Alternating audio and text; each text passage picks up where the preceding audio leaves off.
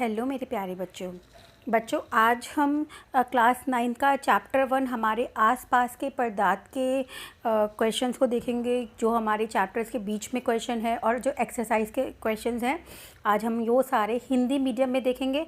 तो चलो सभी बच्चे शुरू करते हैं। हम पहले पेज नंबर 4 के क्वेश्चंस को देखेंगे। ठीक है, तो हम कौन से पेज के देखेंगे? Page number 4। फर्स्ट क्वेश्चन क्या है? निम्नलिखित में से कौन से पदार्थ हैं? अब यहाँ पे पूछा जा रहा है, यहाँ पे कुछ ऑप्शन दे दिए, आपको बताना है कि इनमें से कौन सा पदार्थ है। कुर्सी, वायु, स्नेह, गंध, घृणा, बादाम, विचार, शीतल पेय, इत्र की सुगंध। तो हमें ये सब में से बताना है कौन कौन सी चीज़ें पदार्थ हैं। तो चलो देखते हैं इसका आंसर। इसका आंसर क्या हो गया? कुर्सी, वायु, गंध, बादाम, शीतल पेय और इत्र की सुगंध पदार्थ हैं, क्योंकि इनका कुछ द्रव्यमान होता है और ये स्थान घेरते हैं। और बाकी जो स्नेह होता है, ठीक है, या फिर जो घृणा होती है, वो पदार्थ नहीं होते हैं। क्यों पदार्थ नहीं होते हैं? क्योंकि ये कोई स्थान नहीं घेरते हैं, इनका कोई द्रव्यमान नहीं होता है। ठीक है, अब सेकंड क्वेश्चन देखते हैं। सेकंड क्वेश्चन क्या है? निम्नलिखित प्रेषण के कारण बताइए। अब यहाँ पे हम एक स्टेटमेंट दे दी है और इस स्टेटमेंट को पढ़ के बताना है ऐसा क्यों हो रहा है। गरम गरम खाने की गंध कई मीटर दूर से ही आपके पास पहुंच जाती है, लेकिन ठंडे खाने की महक लेने के लिए आपको उसके पास जाना पड़ता है। ये बच्चों हमारा क्वेश्चन नंबर 2 है। ठीक है, तो इसका आंसर क्या है? तो चलो आंसर देखते हैं। आंसर क्या है? अब यहाँ पे क्वेश्चन में पूछा जा रहा है कि जो गरम गरम खाने की खुशबू होती है वो खुशबू हमें दूर तक आ जाती है, लेकिन ठंडे खाने की खुशबू जब हमें सूंघनी होती है तो बिल्कुल खाने के पास जाना पड़ता है। तो ऐसा क्यों होता है? पके हुए गरम खाने के कण आसानी से विस्तृत होकर वायु में मिल जाते हैं और गंध कई मीटर दूर से ही हम तक पहुँच जाती है, लेकिन ठंडे खाने के कण ठोस अवस्था में ही रहते हैं और वायु में नहीं मिल पाते हैं, इसलिए ठंडे खाने की महक हम तक नहीं पहुंच पाती है। तो आंसर में क्या बताया हुआ? जो पके हुआ जो गर्म खाना होता है ना, जो उसके कण होते हैं वो आसानी से वायु में विस्तृत हो जाते हैं और जिसकी वजह से जो गंध होती है पके हुए खाने की वो कई मीटर दूर तक हम तक पहुंच जाती है। लेकिन जो ठंडे खाने होता है ना, उसके जो कण होते हैं वो ठोस अवस्था में होते हैं, तो वो वायु में जल्दी से नहीं मिल पाते हैं, इसीलिए जो ठंडे खाने की जो महक होती है उसको लेने के लिए हमें पास तक जाना पड़ता है। ठीक है, अब क्वेश्चन नंबर 3 देखेंगे। क्वेश्चन नंबर 3 क्या है? स्विमिंग पूल में गोताखोर पानी काट पाता है, इससे पदार्थ का कौन सा गुण प्रेषित होता है? अब वो कहते हैं जो स्विमिंग पूल होता है ना, उसके अंदर जो तैराकी जो होता है ना, वो पानी को तो काट पाता है, तो इससे पदार्थ का कौन सा गुण हमें देखने को मिलता है? तो उत्तर क्या है? स्विमिंग पूल में गोताखोर पानी काट पाता है क्योंकि पदार्थ के कणों के बीच रिक्त स्थान होता है। तो हमें पता है पानी के जो कण होते हैं उनके बीच में रिक्त स्थान होता है, तो इसी वजह से जो गोताखोर होता है वो पानी को काट पाता है। अब हम नेक्स्ट क्वेश्चन देखेंगे। जो नेक्स्ट क्वेश्चन है क्वेश्चन नंबर 4। पदार्थ के कणों की क्या क्या विशेषताएं होती हैं? तो पदार्थ के कणों की निम्नलिखित विशेषताएं होती हैं। पदार्थ के कण जो होते हैं वो बहुत छोटे होते हैं, पदार्थ के कणों के बीच रिक्त स्थान होता है, और जो पदार्थ के कण होते हैं वो निरंतर गतिशील होते रहते हैं, और पदार्थ के कण एक दूसरे को आकर्षित भी करते हैं। तो ये सब क्या है? पदार्थ के कणों की निम्नलिखित विशेषताएं हैं। तो बच्चों आई होप आपको इस वाले पेज के क्वेश्चन आंसर समझ में आ गए होंगे। ठीक है, अब हम पेज नंबर 6 के क्वेश्चन आंसर्स को डिस्कस करेंगे, जो कि बुक एनसीईआरटी की बुक में पेज नंबर 6 पर क्वेश्चन दिए हुए हैं। ठीक है, तो सबसे पहले क्वेश्चन क्या है? किसी तत्व के द्रव्यमान प्रति इकाई आयतन को घनत्व कहते हैं। अब यहाँ पे हमें घनत्व की डेफिनेशन दे दी है। घनत्व क्या होता है? द्रव्यमान प्रति के जो आयतन होता है ना, उसको हम घनत्व कहते हैं। अब इसको क्या करना है? बढ़ते हुए घनत्व के क्रम में निम्नलिखित को व्यवस्थित करना है। अब हमें क्या करना है? यहाँ पे हमें कोई चीज़ें दे दी हैं, अब हमें इनके बढ़ते हुए घनत्व के आधार पर इनको व्यवस्थित करना है। तो जैसे वायु है, चिमनी का धुआं है, शहद है, जल है, चौक है, रूही है और लोहा है। तो बच्चों हमें पता है जो घनत्व का क्रम होता है वो गैस में सबसे कम होता है, फिर द्रव में और सबसे ज़्यादा ठोस में होता है। तो इसीलिए वायु, चिमनी का धुआं गैस हो गए तो उनका घनत्व कम हो गया, फिर जल और शहद द्रव हो गए तो उनका घनत्व ज़्यादा हो गया, और ठोस रूही, चौक और लोहा ठोस हो गए तो उनका घनत्व ज़्यादा हो गया। ठीक है, तो आप इस हिसाब से इसको ऐसे करके आंसर को लगा देंगे। ठीक है, तो आई होप बच्चों आपको क्लियर हो गया होगा। अब नेक्स्ट क्वेश्चन देखते हैं। नेक्स्ट क्वेश्चन में हमसे क्या पूछा गया है? अब नेक्स्ट क्वेश्चन है पदार्थ के विभिन्न अवस्थाओं के गुणों में होने वाले अंतर को सारणीबद्ध कीजिए। अब वो कहते हैं यहाँ पे फर्स्ट क्वेश्चन में कि जो पदार्थ की विभिन्न जो अवस्थाएं होती है ना, उनके जो गुण होते हैं उनमें जो अंतर होता है उसको हमें बताना है। तो बच्चों हमें सिंपल क्या करना है? हमें ठोस, द्रव और गैस के बीच में अंतर लिखना है। तो चलो इसका आंसर देखते हैं पहले। तो बच्चों इसका उत्तर देते हैं कि पदार्थ की अवस्थाओं ठोस, द्रव और गैसों के गुणों में अंतर। तो बच्चों आप ऐसे ही लिख लेना, सबसे पहले ठोस है, जो भी हम पहले पढ़ेंगे वो ठोस के पढ़ेंगे, फिर द्रव के पढ़ेंगे और फिर गैस के करेंगे, ठीक है। तो सबसे पहला पॉइंट देख लेते हैं। ठोस का आकार जो होता है वो निश्चित होता है, द्रव का आकार निश्चित नहीं होता है, ये उसी का आकार ले लेते हैं जिसमें इन्हें रखा जाता है, ठीक है। और गैस का आकार जो होता है वो भी निश्चित नहीं होता है, ठीक है। अब नेक्स्ट देखते हैं, नेक्स्ट पॉइंट क्या है इनका। यहाँ पे बच्चों ये ठोस है, ये द्रव है और ये गैस है, ठीक है। तो ठोस का आयतन जो होता है वो निश्चित होता है, द्रवों का भी जो आयतन होता है वो निश्चित होता है, लेकिन गैसों का आयतन निश्चित नहीं होता है। इनका आयतन बर्तन के आकार पर निर्भर करता है जिसमें इनको रखा जाता है, ठीक है। फिर क्या है, ठोस अवस्था में घनत्व जो होता है वो अधिक होता है, क्योंकि जो ठोस चीज़ होती है वो भारी होती है ना।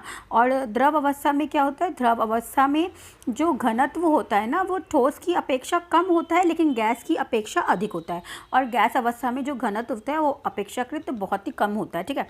अब नेक्स्ट पॉइंट क्या आ जाएगा कि ठोस जो होते हैं वो दृढ़ होते हैं और जो द्रव होते हैं वो दृढ़ नहीं होते हैं, और जो गैस जो होती है ना वो भी दृढ़ नहीं होती है, ठीक है। फिर नेक्स्ट पॉइंट क्या आ जाएगा कि ठोसों में नगण्य संपीड्यता होती है। मतलब क्या, जो ठोस होते हैं ना उनको हम दबा नहीं सकते हैं, नेग्लिजिबल होता है। नग्नता मतलब बिल्कुल नेग्लिजिबल, ठीक है। हो सकता है मेरी प्रोनाउंसिएशन गलत हो तो, ठीक है। फिर होता है द्रवों में संपीड्यता जो होती है वो भी नगण्य होती है, मतलब वो बिल्कुल नेग्लिजिबल होती है, उनको हम दबा नहीं सकते हैं ज़्यादा, ठीक है। लेकिन गैसों में संपीड्यता जो होती है वो काफ़ी अधिक होती है। बच्चों इसकी एक्टिविटी भी मैंने करके दिखाई हुई है शॉर्ट्स में, आप उसको देख सकते हैं, ठीक है। अब नेक्स्ट देखते हैं, नेक्स्ट क्या है। ठोस में जो होता है ना विसरण कम होता है। अब जो ठोस होते हैं ना उनमें विसरण कम होता है, क्योंकि अभी हमने देखा था ठंडे खाने की खुशबू जो होती है वो हवा के माध्यम से हम तक नहीं पहुँच रही थी, क्योंकि ठोसों में विसरण बहुत कम होता है। और जो द्रव होते हैं ना, द्रव में ठोस की अपेक्षा द्रवों में विसरण की दर अधिक होती है, और गैस में अपेक्षाकृत विसरण की दर जो होती है वो अत्यधिक होती है, ठीक है। नेक्स्ट पॉइंट देखेंगे, बल लगाने पर जो ठोस होते हैं वो टूट जाते हैं, द्रवों को तोड़ा नहीं जा सकता और गैसों को भी तोड़ा नहीं जा सकता। अब नेक्स्ट पॉइंट क्या है, ठोस में पदार्थ के कण एक निश्चित क्रम में व्यवस्थित होते हैं, ठीक है। कणों का कोई निश्चित क्रम नहीं होता है द्रव के अंदर। और जो गैस भी होती है ना, गैस में भी जो कण होते हैं वो एक दूसरे से बहुत दूर होते हैं। अगर हम याद करें तो ठोस के कण जो होते हैं वो व्यवस्थित होते हैं, और लिक्विड के जो कण होते हैं द्रव के वो व्यवस्थित नहीं होते हैं। और जो गैस होती हैं, गैस के कण बिल्कुल भी व्यवस्थित नहीं होते, वो बहुत दूर दूर होते हैं, ठीक है, क्योंकि इनमें जो रिक्त स्थान होता है ना वो ज़्यादा होता है, ठीक है।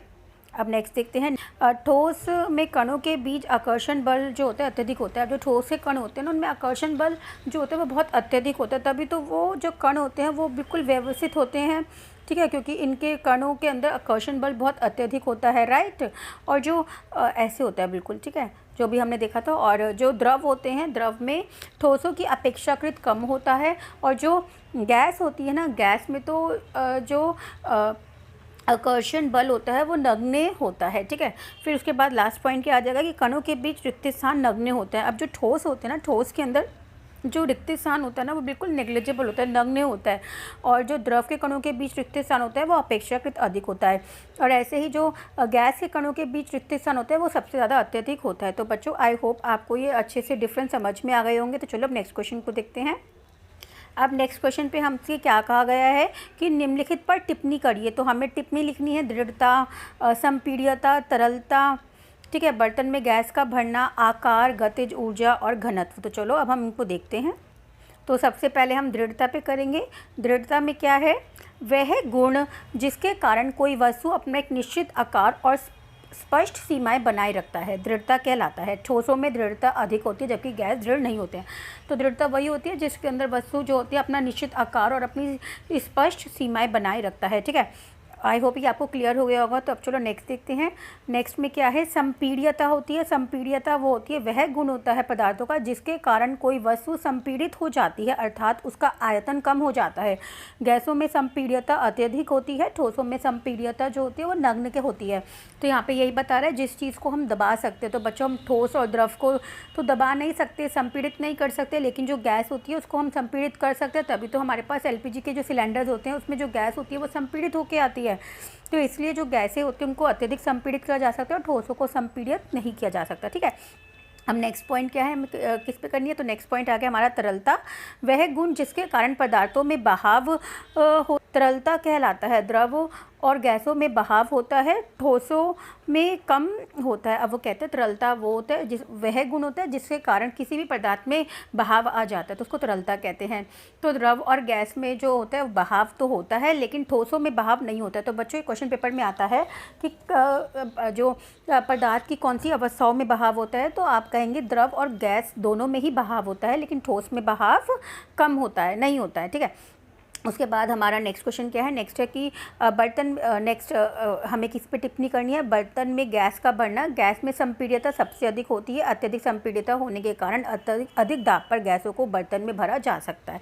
तो बच्चों बर्तन में गैस को हम क्यों भर पाते हैं, क्योंकि गैस को हम संपीड़ित कर पाते हैं। क्यों कर पाते हैं, क्योंकि गैस के जो कण होते हैं वो आपस में चिपके हुए नहीं होते, बहुत दूर दूर होते हैं, उनमें रिक्त स्थान ज़्यादा होता है। तो जब हम उनको संपीड़ित करते हैं, दबाते हैं, तो वो कण आपस में चिपकने लग जाते हैं और वो इसीलिए हम उनको कम जगह में भर सकते हैं, कम जगह में ज़्यादा गैस को भर सकते हैं। ठीक है, अब हमारा नेक्स्ट क्या है, आकार वह गुण जिसके कारण वस्तु का एक निश्चित ज्यामिति होती है, वस्तु का आकार कहलाता है। ठोसों की आकार जो होता है वो निश्चित होता है, जबकि द्रव और गैसों का आकार अनिश्चित नहीं होता है। ठीक है, अब नेक्स्ट हमारा क्या है, नेक्स्ट है हमारा गतिज ऊर्जा। क्या है गतिज ऊर्जा, तो उसको पढ़ते हैं।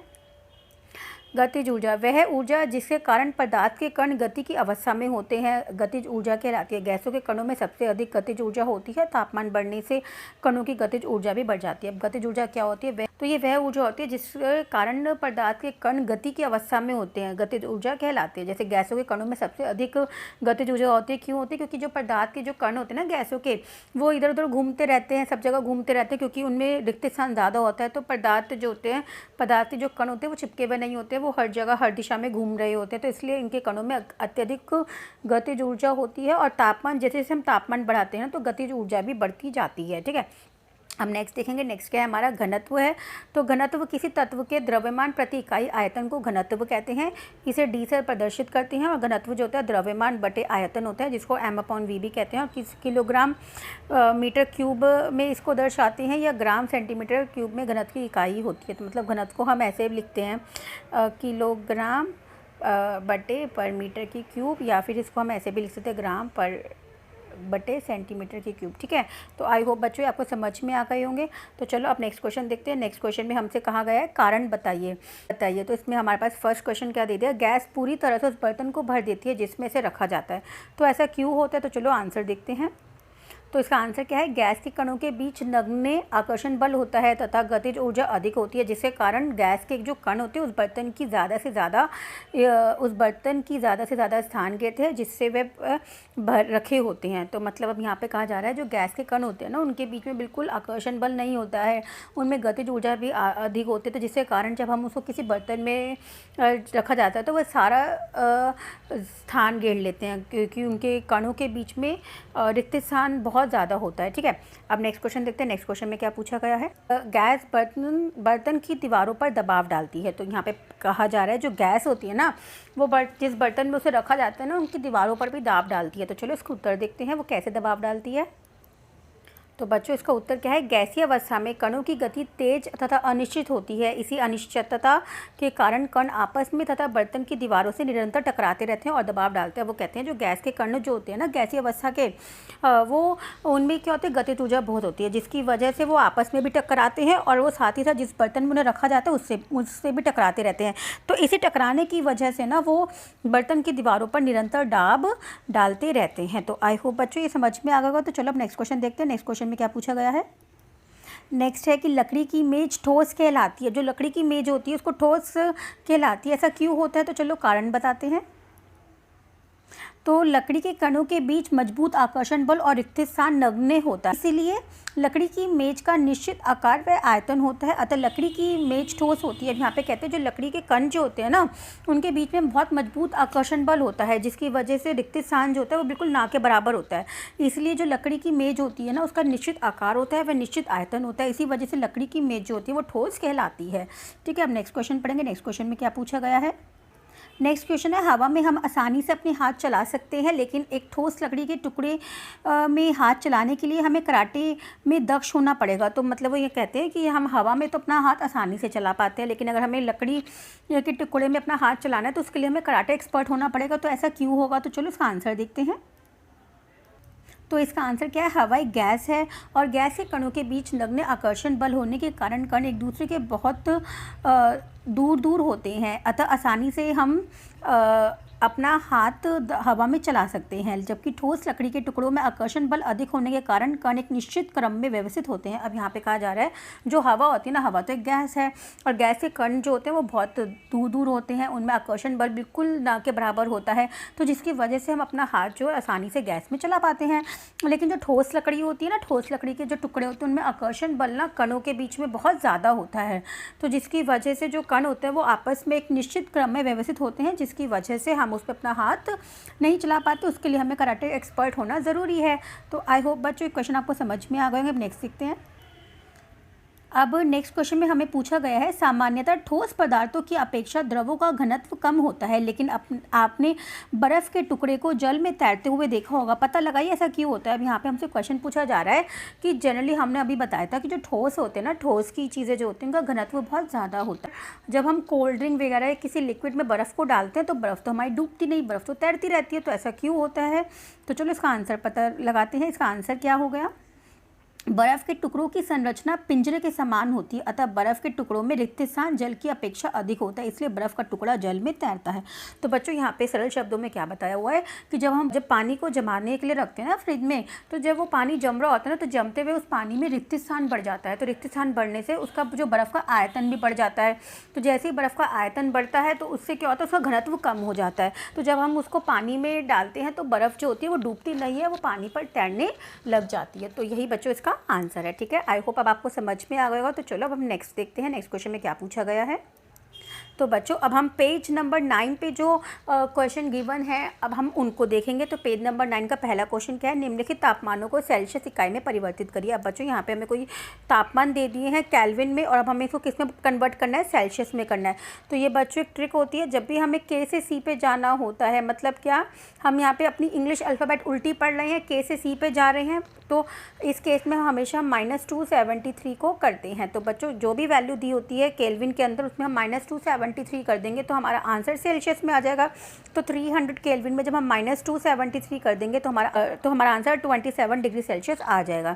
ठीक इसी तरह जब हम 573 केल्विन में -273 कर देंगे तो हमारा आंसर क्या आ जाएगा, 300 डिग्री सेल्सियस आ जाएगा। ठीक है, अब नेक्स्ट क्वेश्चन देखते हैं। अब नेक्स्ट क्वेश्चन है कि निम्नलिखित तापमानों पर जल की भौतिक अवस्था क्या होगी। तो यहाँ पे पूछा जा रहा है कि जो हमें कुछ तापमान दे दिया और हमें ये बताना है कि इस पर जल की भौतिक अवस्था क्या होगी। तो बच्चों 250 डिग्री सेल्सियस पे जो जल होगा वो कैसा होगा और 100 डिग्री सेल्सियस पर जो जल होगा वो कैसा होगा। तो चलो पहले इसका आंसर देखते हैं। 250 डिग्री सेल्सियस, क्योंकि जल का क्वथनांक 100 डिग्री सेल्सियस होता है, तो अतः 250 डिग्री सेल्सियस पर जल की जो भौतिक अवस्था होगी वो गैसीय होगी। अब हमें पता है 100 डिग्री सेल्सियस पे जो पानी होता है वो उबलने लग जाता है, तो जब वो 100 डिग्री सेल्सियस पे उबल के भाप बन जाता है तो इसका मतलब 250 डिग्री सेल्सियस पे पानी कैसा होगा, पानी तो गैसीय अवस्था में होगा। ठीक है, आगे बात पूछा हुआ है 100 डिग्री सेल्सियस पर पानी कैसा होगा। तो 100 डिग्री सेल्सियस पर जो जल होगा द्रव या गैसीय दोनों अवस्था में हो सकता है, क्योंकि जल का क्वथनांक 100 डिग्री सेल्सियस होता है। अब बच्चों यहाँ पे क्या है कि जो 100 डिग्री सेल्सियस एक ऐसा टेम्परेचर होता है जिसमें जो पानी होता है ना वो दोनों अवस्था में होता है, गैसीय अवस्था में भी होता है, द्रव अवस्था में भी होता है, क्योंकि पानी तो उबल भी रहा होता है और कुछ पानी स्टीम में कन्वर्ट हो जाता है। तो इसका मतलब क्या, जो पानी है जो 100 डिग्री सेल्सियस है, 100 डिग्री सेल्सियस पर जो पानी है वो दोनों अवस्था में ही है, द्रव में भी है और गैस में भी है। ठीक है, अब नेक्स्ट क्वेश्चन देखेंगे। नेक्स्ट क्वेश्चन क्या है, नेक्स्ट क्वेश्चन है किसी भी पदार्थ की अवस्था परिवर्तन के दौरान तापमान स्थिर क्यों रहता है। अब यहाँ पे हमसे क्वेश्चन पूछा जा रहा है कि जब कोई भी पदार्थ की अवस्था में बदलाव होता है, मतलब कोई चीज़ ठोस से द्रव बन रही है, द्रव से गैस बन रही है, तो जब वो उसकी अवस्था में परिवर्तन हो रहा होता है ना, तो उस दौरान उसका तापमान जो होता है वो हमेशा स्थिर रहता है। तो ऐसा क्यों होता है, तो चलो इसका पता लगाते हैं। इस आंसर का आंसर में क्या है, वह तापमान जिस पर ठोस पिघल का द्रव बन जाता है वह इसका गलनांक कहलाता है। गलनांक के प्रयोग की प्रक्रिया के दौरान गलनांक पर पहुंचने के बाद तापमान नहीं बदलता, क्योंकि बीकर को दी जाने वाली ऊष्मा का उपयोग कणों के पारस्परिक आकर्षण बल को वशीभूत करके पदार्थ की अवस्था को बदलने में होता है। इस ऊष्मा को इस ऊष्मा को गुप्त ऊष्मा कहते हैं। यही कारण है कि पदार्थ की अवस्था परिवर्तन के दौरान तापमान स्थिर रहता है। अब ये बच्चों मुश्किल लग रहा होगा, इसको मैं बहुत सरल शब्दों में बता देती हूँ। तो जब भी हम किसी वस्तु की अवस्था को परिवर्तन करने के लिए जब तापमान देते हैं ना, तो तापमान क्या करता है, उस वस्तु के कणों के बीच में जो आकर्षण बल होता है ना, उसको तोड़ने में लग जाती है। अब जब वो तापमान, जो हीट है, जो हम एक्स्ट्रा हीट दिए जा रहे हैं, वो किस में लग रही है, वो किसी भी वस्तु के जो कण होते हैं ना, उनके बीच में जो आकर्षण बल होता है उसको तोड़ने में लग गई। तो इसी वजह से जो तापमान होता है ना, वो स्थिर रहता है, तापमान नहीं बढ़ता है। तो इसी तरह जब पानी हम गर्म करते हैं तो आपने देखा होगा, हम तो उतनी हीट दे रहे हैं, उतनी देर गैस पे रखा हुआ है, तो लेकिन पानी को उबलने में टाइम लगता है। क्यों? क्योंकि जब तक जो हम हीट दे रहे होते हैं तो क्या होता है, वो सारा पानी धीरे धीरे गर्म हो रहा होता है। फिर जब सब पानी पूरा गर्म हो जाता है तो क्या होता है, जो हम हीट दे रहे होते हैं उससे पानी उबलना तो शुरू नहीं हुआ, तो उसमें क्या होता है, वो पानी कहाँ पे यूज़ हो रहा होता है, वो पानी के बीच में जो कण होते हैं ना, कण, उनकी आकर्षण बल को तोड़ने में लग रहा होता है। तो जब वो आकर्षण बल टूटने लग जाता है ना, तो जैसे ही वो पानी के आकर्षण बल टूटने लग जाते हैं तो वो पानी भाप बनकर उड़ने लगता है। तो जो वो ऊर्जा जो ऊष्मा देते हैं ना, जो आकर्षण बल को तोड़ने में यूज़ हो जाती है, तो उसको हम कहते हैं, उस ऊष्मा को कहते हैं गुप्त ऊष्मा। ठीक है, तो आई होप बच्चों आंसर आपको क्लियर हो गया होगा। अब नेक्स्ट क्वेश्चन देखते हैं। नेक्स्ट क्वेश्चन पे क्या है, वायुमंडल गैसों को द्रव में परिवर्तित करने के लिए कोई विधि सुझाइए। वो कहते हैं जो भी वायुमंडलीय गैसें हैं, अगर हम उसको द्रव में परिवर्तित करना है तो हम कैसे कर सकते हैं। दाब अधिक तथा तापमान कम करने पर गैसों को द्रव में बदला जा सकता है, क्योंकि अधिक दाब तथा कम तापमान पर गैसों के कण पास आ जाते हैं और गतिज ऊर्जा कम हो जाती है, जिसके फलस्वरूप गैस द्रव में परिवर्तित हो जाते हैं। तो मतलब वो कह रहे हैं जो हमारी वायुमंडलीय गैस है ना, उसको हम द्रव में कैसे परिवर्तित कर सकते हैं। हम सिर्फ दो उससे कर सकते हैं, जब हम उस पर अधिक दाब डालें और तापमान कम कर दें। तो इससे क्या होता है, जो कण होते हैं ना, गैस के कण, वो पास आने लग जाते हैं और गतिज ऊर्जा कम हो जाती है।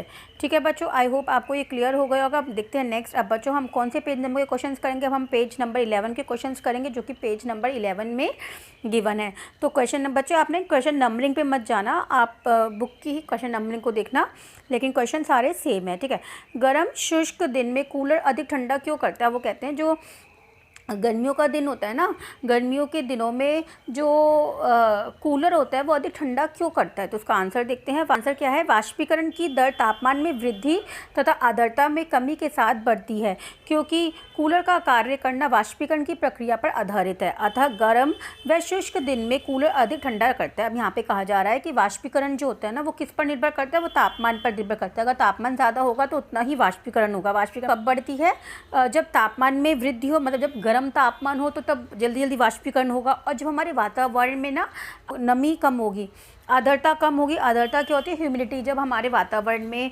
ह्यूमिडिटी कम होगी, मतलब नमी नहीं होगी, तो उस केस के अंदर जो वाष्पीकरण की दर होती है वो बढ़ने लग जाती है। और जो कूलर है ना, वो वाष्पीकरण की प्रक्रिया पर ही कार्य करता है। तो इसीलिए गर्म व शुष्क दिन में कूलर जो होता है वो अत्यधिक ठंडा देता है। ठीक है, अब नेक्स्ट क्वेश्चन क्या है, गर्मियों में घड़े का जल ठंडा क्यों होता है। अब पूछा जा रहा है गर्मियों के दिनों में जो घड़े का जल होता है ना, जो घड़े का जल होता है, मिट्टी के बर्तन में जो हम पानी रखते हैं, मिट्टी का सुराही हो गई या मटका हो गया, तो वो ठंडा क्यों होता है। तो घड़े की सतह पर छोटे छोटे छिद्र होते हैं।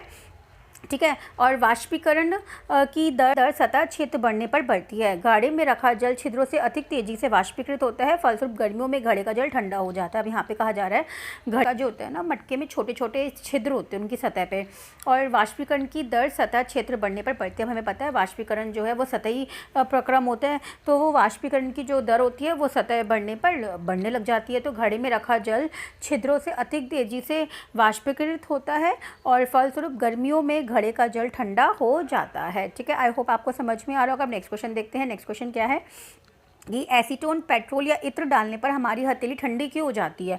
तो एसीटोन या पेट्रोल या इत्र अगर हम अपनी हथेली पे डालते हैं तो वो ठंडी क्यों हो जाती है। तो उसका उत्तर है एसीटोन, पेट्रोल या इत्र की सतह का क्षेत्रफल बढ़ाने पर अधिक तेजी से वाष्पीकृत होता है। इस प्रक्रिया के दौरान ये पदार्थ हथेली से पर्याप्त मात्रा में गुप्त ऊष्मा अवशोषित करते हैं, जिसके फलस्वरूप हथेली ठंडी हो जाती है।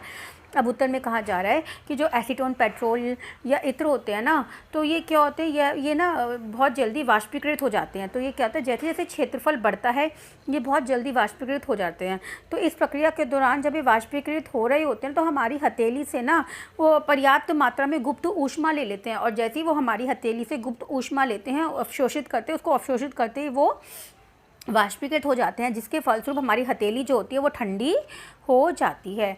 तो चलो अब हम नेक्स्ट क्वेश्चन देखते हैं, कप की अपेक्षा प्लेट से हम गर्म दूध या चाय जल्दी क्यों पी लेते हैं। अब नेक्स्ट क्वेश्चन है कि हम ना जब चाय पीते हैं तो हम कप की अपेक्षा जो प्लेट होती है ना उसमें अगर हम चाय डाल के पिए गरम गरम तो हम पी पाते हैं। तो ऐसा क्यों होता है, तो उसका देखते हैं आंसर।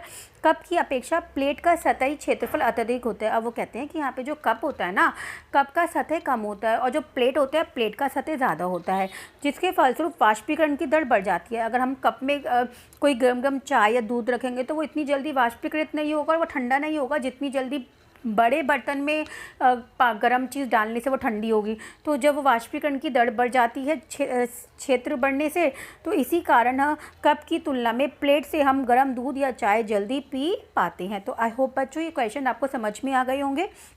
तो इस वीडियो में हमने सारे चैप्टर 1 हमारे आसपास के पदार्थ के जो चैप्टर के बीच में क्वेश्चन है वो कवर किए हैं। बच्चों हम नेक्स्ट वीडियो के अंदर एक्सरसाइज के क्वेश्चंस को देखेंगे। Bye bye, take care.